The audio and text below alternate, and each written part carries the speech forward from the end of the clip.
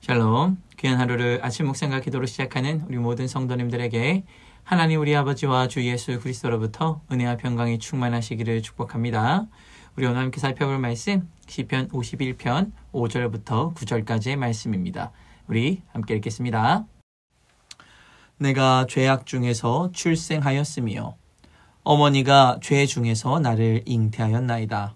보소서, 주께서는 중심이 진실함을 원하시오니 내게 지혜를 은밀히 가르치시리이다. 웃을초로 나를 정결하게 하소서. 내가 정하리이다. 나의 죄를 씻어주소서. 내가 눈보다 희리이다. 내게 즐겁고 기쁜 소리를 들려주시사 주께서 꺾으신 뼈들도 즐거워하게 하소서. 주의 얼굴을 내 죄에서 돌이키시고 내 모든 죄악을 지워주소서. 아멘. 다윗은 자신의 이 죄로 인해서 어두워진 자신의 인생 가운데 유일한 해답이 하나님임을 고백하고 있습니다. 그러면서 자신을 구원할 분, 자신의 죄를 회개하게 하실 분, 그 모든 것의 해답이 하나님임을 고백하고 있는데요. 이 회개의 모습을 통해서 오늘을 살아가는 우리 그리스도인들이 얻어야 하는 것은 무엇인지 함께 말씀을 통해 살펴보기를 소망합니다. 우리 오늘 말씀 7절의 말씀 다시 한번 같이 읽어보겠습니다. 웃을초로 나를 정결하게 하소서. 내가 정하리이다. 나의 죄를 씻어주소서. 내가 눈보다 희리이다. 아멘. 웃을초로 정결하게 한다라는 것은 레위기에 등장하는 말씀 중 하나인데요. 특별히 이 문둥병자가 나왔을 때 어떻게 해야 하는지를 말씀하시면서 정결의 방법을 말씀하십니다. 당시 문둥병은 부정한 질병 중 하나였습니다. 그렇기 때문에 거룩해지는 과정 없이는 진영 중에 있을 수가 없었죠. 오늘 다윗 역시 자신의 죄가 부정함에 대해서 고백하고 있는 겁니다. 웃을초로 자신의 죄를 정결하게 해야 할 만큼 부정하고 큰 죄악이라는 사실을 고백하고 있는 것이죠. 물론 앞서 말씀드렸던 것처럼 다윗은 왕이었습니다.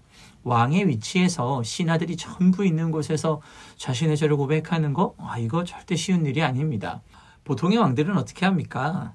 죄를 가리기 바쁩니다. 다윗 역시 죄를 가리려고 했었습니다. 죄를 숨기려고 했습니다. 자신이 저지른 범죄를 감추려고 했습니다. 그런데 하나님이 보낸 선지자 나단으로부터 질책을 받고 그 질책으로부터 다윗은 하나님의 말씀을 깨닫게 됩니다. 그리고 하나님 앞에 자신의 죄를 자복하고 자신의 용서를 구하며 주님 앞에 나아가는 모습을 보여주고 있습니다.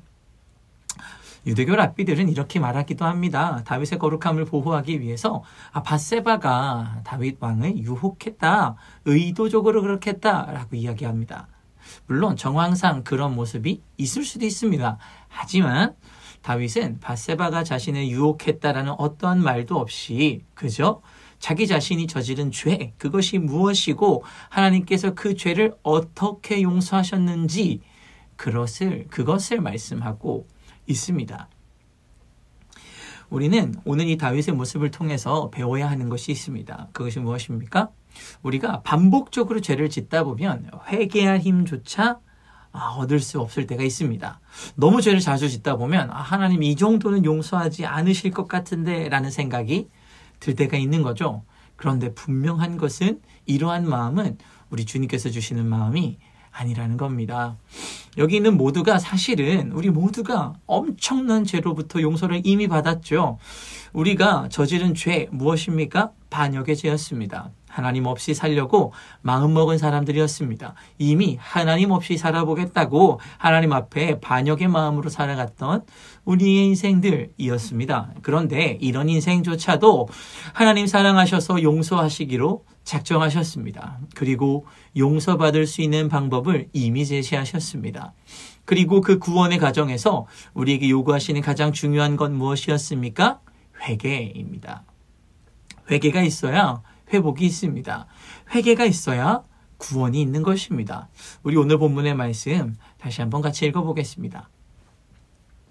웃을초로 나를 정결하게 하소서. 내가 정하리이다. 나의 죄를 씻어주소서. 내가 눈보다 희리이다.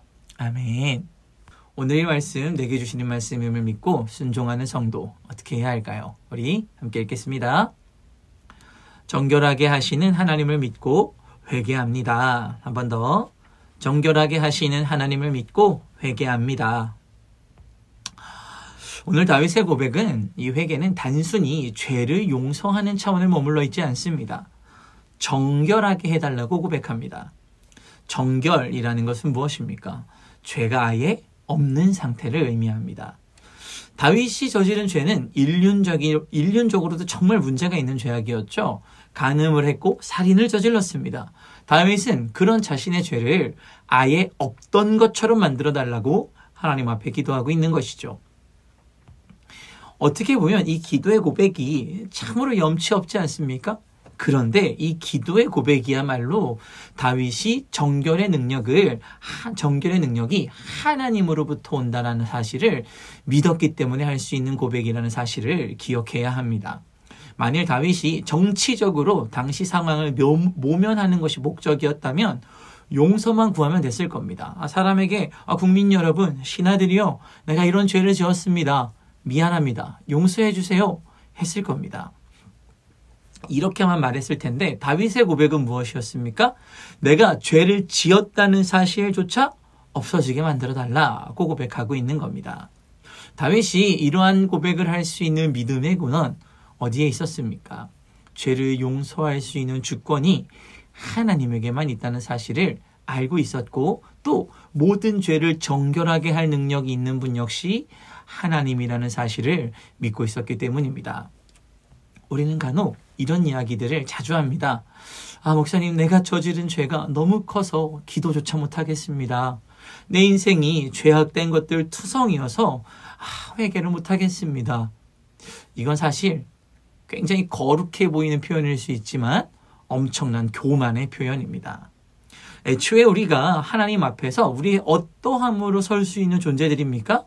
그렇지 않습니다. 우리는 죄인입니다. 우리 다 반역자들이죠. 그런데 우리는 내가 목사인데, 내가 장로인데, 내가 집사인데, 적어도 내가 이렇게 살면 안 되는데 이런 말도 안 되는 교만한 마음으로 하나님의 능력을 재단하고 하나님의 능력을 의심하고 있었던 것입니다. 사실 원래 우리는 아무것도 아니었습니다. 하나님의 그 놀라운 용서와 정결하게 하심이 없었다면 우리는 원래 하나님 앞에 설 수조차 없는 사람들입니다. 그런데 그런 우리를 정결하게 하시는 하나님이 이제 내가 지은 모든 죄를 용서하시기로 작정하시고 뿐만 아니라 죄가 아예 없었던 창조의 목적을 회복하는 그 상태로 돌려주시겠다. 그 상태로 회복시켜 주시겠다. 이렇게 선언하고 계시는 것입니다. 그리고 오늘 본문에 등장하는 다윗은 이 선언을 온전히 신뢰하며 그 하나님 앞에 나아가고 있었던 것입니다. 사랑하는 성도 여러분, 우리 하나님의 능력은 죄를 정결하게 하십니다. 회개할 때 용서할 뿐만 아니라 정결하게 하시는 은혜가 이미 우리에게 임했습니다. 그리고 우리는 그 은혜를 누리며 살아갈 수 있는 자들이 된 것입니다. 우리 오늘 본문의 말씀 다시 한번 읽어보겠습니다. 우슬초로 나를 정결하게 하소서. 내가 정하리이다. 나의 죄를 씻어주소서. 내가 눈보다 희리이다. 아멘.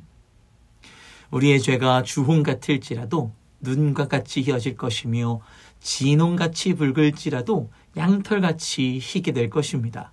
그런즉 그리스도 안에 있으면 우리는 새로운 피조물이 됩니다. 이전 것은 지나가고 새 것이 될 것입니다. 이 놀라운 말씀의 은혜의 고백이 오늘 아침 저와 여러분에게 임하기를 간절히 소망합니다. 아멘. 우리 함께 기도하겠습니다. 능히 여기 주님 감사합니다. 오늘도 우리를 붙잡으시고 말씀 가운데 나아오게 하시니 감사합니다. 하나님께서는 우리의 죄를 용서하실 뿐만 아니라 우리의 죄를 정결하게 하시는 분이십니다.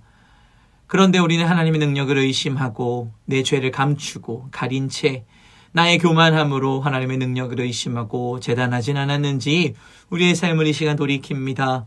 우리의 죄가 주홍 같을지라도 눈과 같이 희게 하시며 진홍같이 붉을지라도 양털같이 희게 하실 그 하나님의 능력을 의지하며 오늘 아침 주님 아버지 앞에 나아가오니 이전 것은 지나가게 하시고 새 것이 되게 하여 주시옵소서. 감사드리며 예수님의 이름으로 기도합니다. 아멘. 우리 이 시간 함께 기도할 도구기도 제목은 국제개발대학원 선교사 연장교육원을 위해서 함께 기도하겠습니다. 첫 번째로 심창석 교수님 위해서 기도하실 때 현장에서 사역하시는 선교사님들에게 교육과 훈련을 통한 영적, 사역적 재충전 기회를 제공하기 위해 9개 지역에서 진행되는 선교사 연장교육원이 하나님 안에서 잘 운영이 되며 또 총장으로 헌신하시는 우리 심창석 교수님께서 영역간에 강건하실 수 있도록 우리가 함께 기도하겠습니다. 두 번째로 국제개발대학원을 위해서 기도하실 때 국제개발대학원을 통하여 많은 선교사님들과 현지 사역자들이 하나님의 말씀을 깊이 있고 체계적으로 배우며 많은 현지 사역자들이 교육의 필요를 느끼고 적극적으로 훈련에 임하여 사역의 질이 향상될 수 있도록 기도해 주십시오. 그리고 우리 필리핀 선교센터를 통해서 필리핀 지부가 설립되고 좋은 교육 프로그램이 구성되어 보다 많은 지역의 필요를 채워줄 수 있는 귀한 사역될 수 있도록 우리가 함께 기도하겠습니다.